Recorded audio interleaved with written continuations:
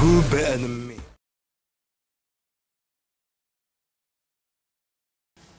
Welcome back to another episode of the Hardcore Casual with your boy, Base the Kid. Please like and subscribe, share the vid, click the notification button so you just get the updates of when these drop. Normally it's when it's a big week, it's a Friday, a Sunday, and then like the following Wednesday. Sometimes switch it up a little bit, might have one on a Tuesday or whatnot. But yeah, listen, I'm not going to take up too much time today. This one's kind of impromptu because there will be a Friday settings just due to the fact we've got Lyndon Arthur, Anthony Yard 2. I'll be at the fight. Let's see if they still give me the press accreditation. I've been waiting on that email. But if they let me be on that line, it's going to be very interesting. But yeah, so there's that. There's Haney and Jojo Diaz. So two very good fights. So I'll be having a look. A couple previous fights of both people, and I'll be making my predictions of who I think is going to win those.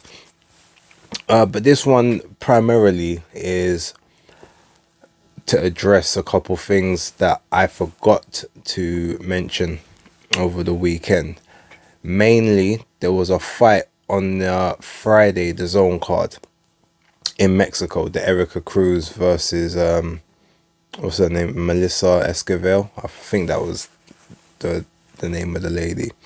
But there was a fight on that card, Raul Solomon versus Aaron Silva.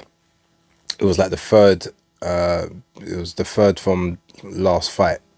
It was two prospects. They were both 8-0 at the time. It was a very, very good fight. I meant to say over the weekend. If you haven't seen that fight, log into the DAZN app, go to last Friday's card, the one that was in Mexico, and check out that fight.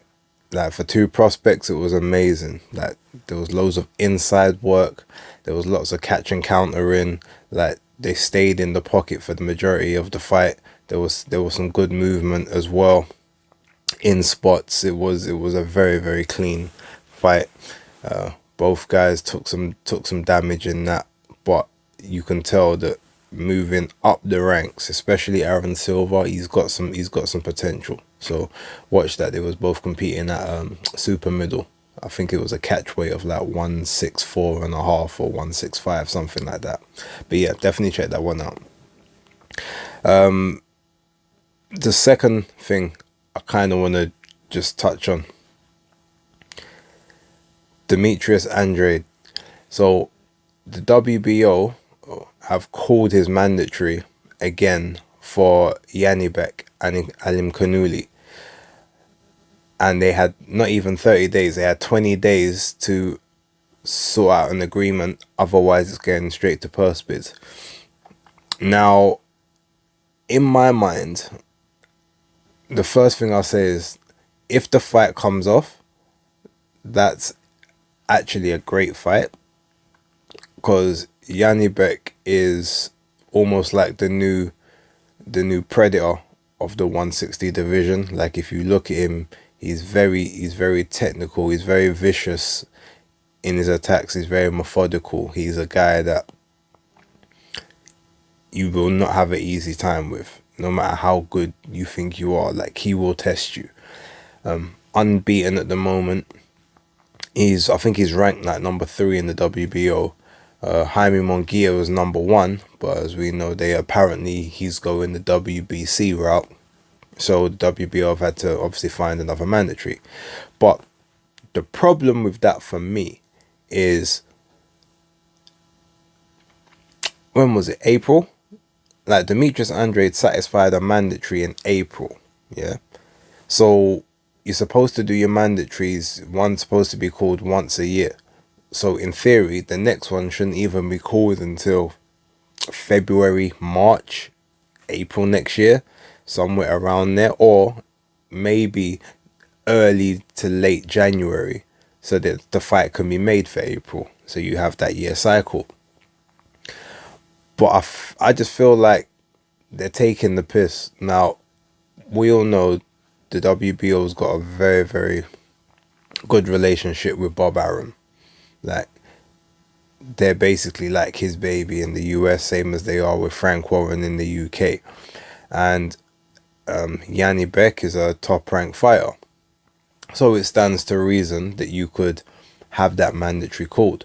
But it's just weird to me how a mandatory gets dropped on Demetrius Andrade after he's made so much noise about a unification fight with another champion who's not scheduled to do anything, who's not, it has nothing on his plate, but all of a sudden now a mandatory springs up, and then you don't even get the standard 30-day protocol, you get 20 days.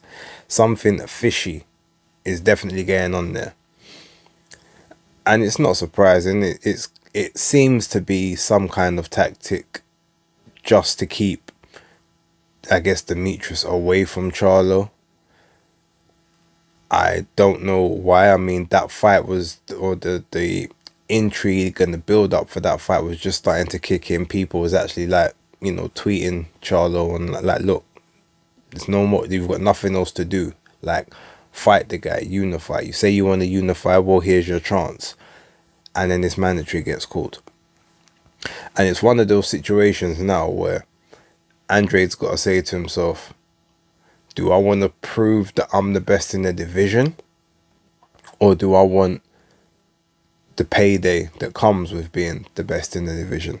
Because make no mistake, that Yanni Beck fight, as good as he is, and as much as he's obviously trying to make a profile for himself currently, like, he doesn't have a big value in the US. I'm almost certain of that. So that fight is not generating any money for Andrade whatsoever. So you're going to take on one of the toughest guys in your division who can beat you. Like, make no mistake about it. Like, Demetrius Andrade can get beaten by this guy. He is that good.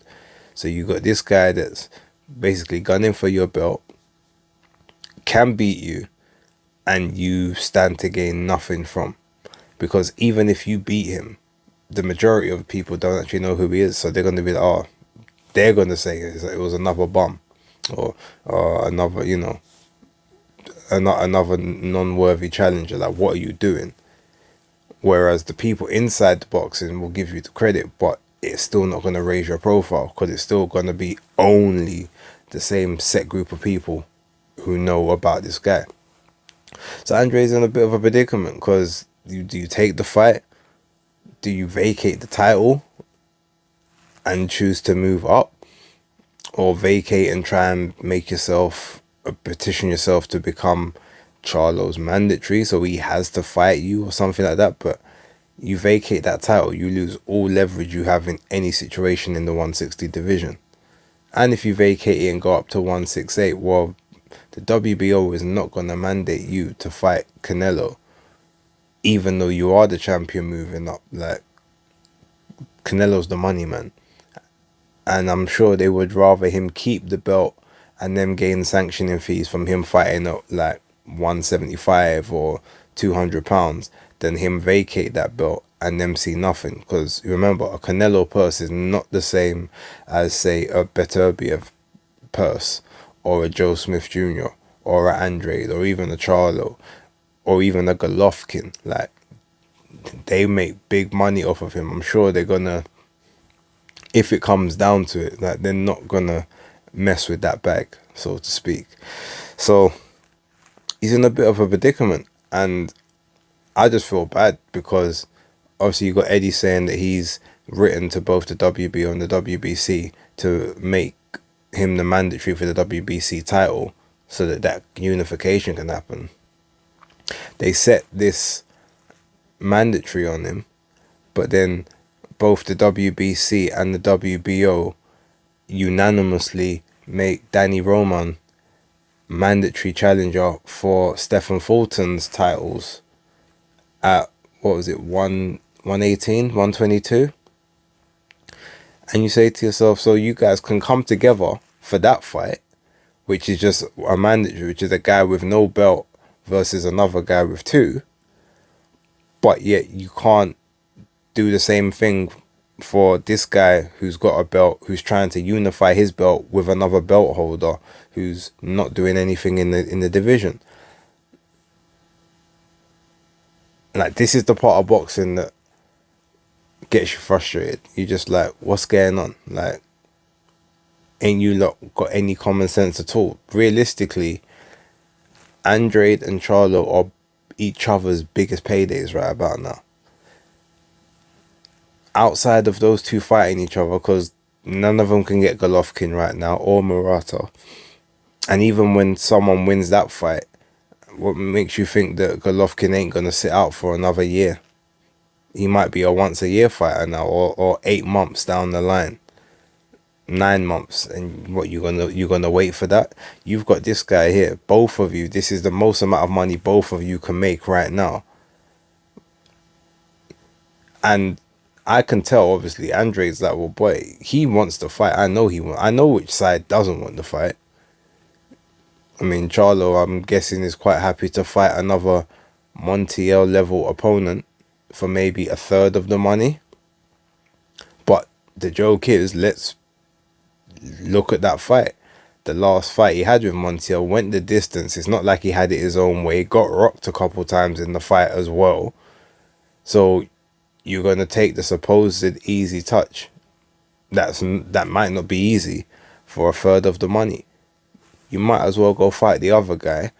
Try and be great and try and be unified in a second weight division. Like, I don't see how, if you're a true competitor, if you're like a true lion, as you claim, and I'm not going to go back into the, the analogy that the other day, that's on the other video if you want to go watch it. But if you're living by this moniker, like, okay, let's see the actions that match it. But yeah, what else there's nothing else I really want to touch on. Tank Davis supposedly is the biggest fight out there for George Kambosos, according to Lou DiBella. I don't know if I agree with that personally. For all this talk that Tank is this big pay-per-view star in the US, I mean, none of his gates and receipts and buys that I've seen thus far communicate a big pay-per-view star to me. He's just a boxer fighting on pay-per-view. But you've got that. I mean, Kambosos has no network, so realistically he can kind of go wherever he wants. But is PBC and TMT and Mayweather Promotions, are they gonna, are they gonna sanction that fight? Do they think that Davis can be the A side against the unified, almost undisputed lightweight champ who just dethroned the guy that beat the guy? I'm wondering who's got a bigger fan base in their country, Kambosos or Davis. And I've got a feeling that Kambosos' fan base probably is triple or quadruple the fan base that Tank Davis has got. Like, he can legit probably sell out stadiums in Australia right now. Tank, has he ever sold out a 15,000 arena? Don't know. So personally, look, me like everyone else, Devin Haney should be either the next fight or the fight after next. Like, by the summertime of 2022, that undisputed needs to happen. And quite frankly, I do agree with George that he's got no network per se, but you want the crack at the belts, go fight him in Australia. I'm sure DAZN are looking to launch out there shortly, so they can take Dempsey McKean over there. You can take Ebony Bridges. I'm sure they can get Tim Tszyu on the broadcast as well, because I don't think he's signed to any of the US promoters. So I'm sure you can get all three of them on the card in like a DAZN card, or even 1 or 2 cards over there. Stretch out the Australia branch of DAZN, same as they've got the Uzbekistan and Italy, Spain, the UK, like whatever. Have the fight over there. I'm pretty sure they could round up everyone, and that would probably be like a DAZN pay-per-view in Australia, which would make sense if you've got that much people on, especially if you've got Tim Tszyu and George Kambosos on the card. Haney would have to go over there. Gervonta Davis definitely ain't getting to Australia. Ryan Garcia, he ain't getting over there either. So it's got to be Haney realistically, unless you have a soft touch voluntary and then come back to Las Vegas afterwards. Not sure. It is what it is, and either way, like, I'm keen to see what's going to happen next, because I do believe that Kambosos will take the necessary fights, but I do also agree with him. At least the next fight should be in his hometown. Like, he's earned that right. He's been on the road. Now it's time, if someone else wants to prove that they're the best, prove that they're great, they need to go and beat him in his backyard. But I'm going to leave that there for now. Like I said, another video probably popping up late Friday evening, or possibly first thing Saturday morning. My predictions video for the next couple fights. Gonna hop off this now and actually watch a few of the old fights back, just so I can brush up and see what certain things people are doing right, what they do, what I like about what they're doing, what I'm not really feeling, how they get themselves out of trouble, and I'll break down all four competitors, and yeah, I'll give my predictions just for those. I'm not gonna do a whole card thing like I done last time, because I don't care about a lot of the fights that are there. But right, I'm gonna leave it there for now. Again, as I said, please like and subscribe, click the notification so you get the updates moving forward. And the Hardcore Casual out.